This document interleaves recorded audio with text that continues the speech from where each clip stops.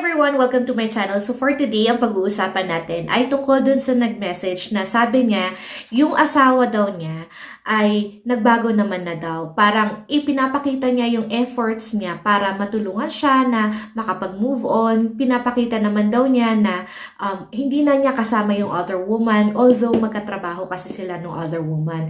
Kaya nga lang, yung other woman naman daw ay parang iniinis yung legal wife. Ang sinasabi daw nung other woman sa legal wife ay magkasama sila sa isang place, ganyan, tapos pareho sila ng pinuntahan, basta may pinopost yung other woman na she is like telling the legal wife na magkasama pa rin sila, na hindi pa rin nawawala yung relationship nila nung asawa niya. So, ang tanong niya dito is, dapat lang daw ba na paniwalaan niya yung asawa niya or dapat daw ba na magkaroon siya ng second thoughts? Kasi parang totoo daw yung mga sinasabi ng other woman. So, alam mo, para sa akin, no, kung sa tingin mo na nag-e-effort naman yung asawa mo and if you think it is genuine, then give that trust to your husband.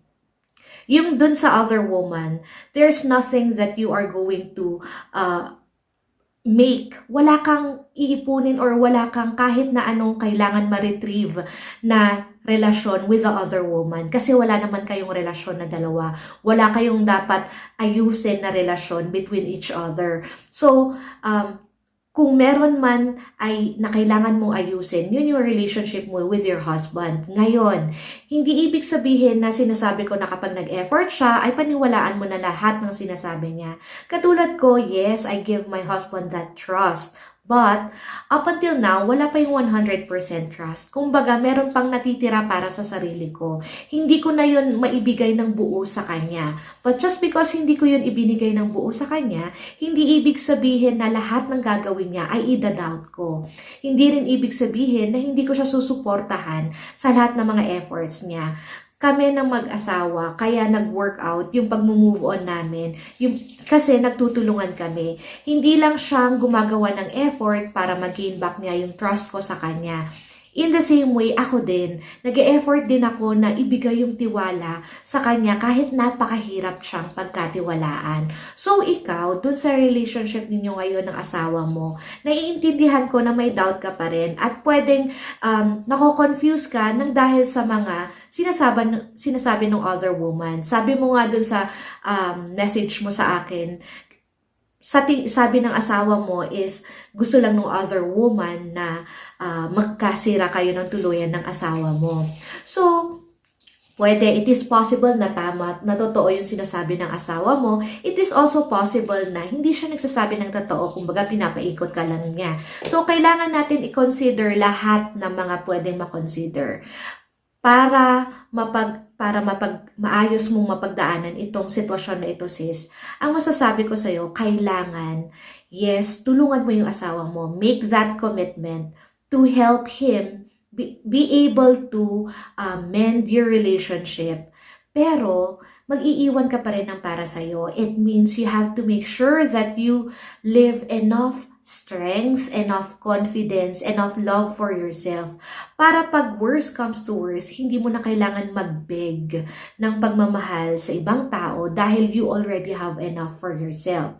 What I'm trying to tell you is that, oo, pagkatiwalaan mo siya, suportahan mo siya sa mga effort niya. But in the same way that you have to make sure that you know better this time. In the sense na kailangan i-empower mo yung sarili mo. Huwag mong gawing mundo mo yung asawa mo. Yes, asawa mo siya at yes, gusto mong piliin na magkaayos kayo. But you know, trust, it has to be earned. So your husband is earning it right now. Ibig sabihin, ikaw hindi mo pa buong na ibibigay yon sa kanya. But like I said, hindi mo po pwedeng ibigay ng buong-buo yun sa kanya. Kailangan magtitira ka para sa sarili mo. Always remember that this time, you have enough experience. Lahat ng mga pinagdaanan mo, marami kang natutunan doon. Gamitin mo lahat yon, hindi para maging hateful kang tao at maging doubtful ka na tamang hinala ka na lang all the time. Gamitin mo yung mga bagay na yon para magkaroon ka ng wiser choices this time, for you to make better choices this time. Better choices, ang ibig ko sabihin doon is yung choices na makakapagpabuti sa'yo. Piliin mo yung mga bagay na sa tingin mo makakatulong na makapag-move on ka at hindi lang ikaw kundi yung buong pamilya mo. Piliin mo yung mga bagay na sa tingin mo may bearing sa buhay ninyo, sa ikaka-empower mo bilang isang tao at sa ikaka-progreso ninyo bilang pamilya.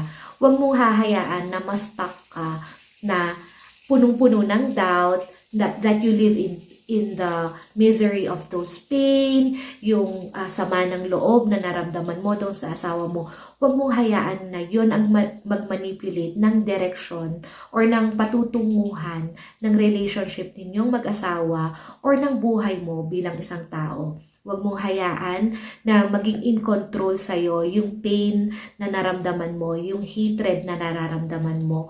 Huwag mong hayaan na baguhin ka yung mabuting pagkatao mo. Huwag mong hayaan na maging masama nang dahil sa mga negativity na naidudulot sa'yo nung pag-iisip mo dun sa mga sinasabi ng other woman. Like I said, at uulitin ko na naman ito, wala kang kahit anong relasyon na kailangang gamutin or buuin with the other woman. So, wag kang mag-focus doon. Mag-focus ka doon sa mga bagay na meron kang magagawa. So, yun lang kung nakatulong tong video na ito sa inyo. I would really appreciate it if you like and subscribe to my channel and share it dun sa mga tao na sa tingin nyo nakaka-relate dito sa content na ito. And makakatulong din talaga kung mag-comment kayo. So, yun lang, always stay positive and always choose to empower other people.